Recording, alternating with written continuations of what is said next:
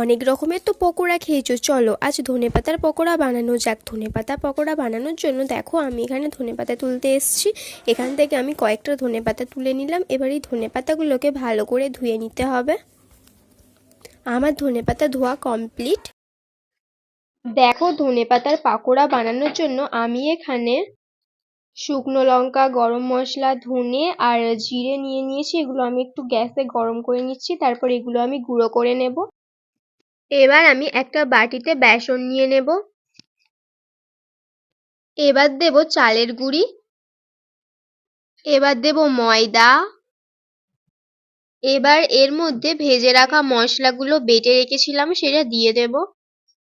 এবার দেব লবণ, এবার দেব লঙ্কা গুঁড়ো, এবার দেব হলুদ গুঁড়ো, এবার দেব পরিমাণ মতো জল। এবার ভালো করে মাখিয়ে নেব, সব মশলাগুলো একসাথে ভালো করে মাখিয়ে নেব। আর এর ব্যাটারটা একটু পাতলা হবে, আরো একটু জল দিতে হবে। দেখো আমার বেসন মাখানো কমপ্লিট। বেসনের ব্যাটারটা এইরকম হবে, দেখে বুঝতেই পারছো বেসনের ব্যাটারটা কিরকম হবে।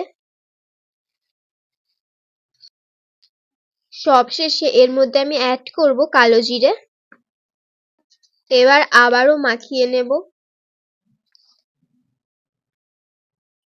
দেখো আমি বেসনের মধ্যে ধনেপাতা দিয়ে দিয়েছি। এবার এই ধনেপাতাগুলোকে বেসনের মধ্যে ভালো করে চুবিয়ে নেব।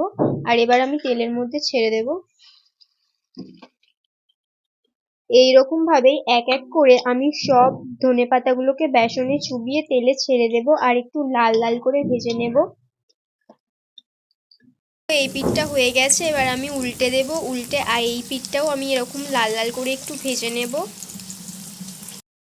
দেখো আমাদের ধনেপাতার পকোড়া কিন্তু একেবারে তৈরি। চলো এবার বোনকে দিয়ে টেস্ট করাই ওর কেমন লেগেছে। বুঝতেই পারছো কতটা ইয়ামি, কতটা কড়মড়ে হয়েছে। খেতে কিন্তু দারুণ হয়েছে। এই রকমভাবে বাড়িতে একবার ট্রাই করে দেখো।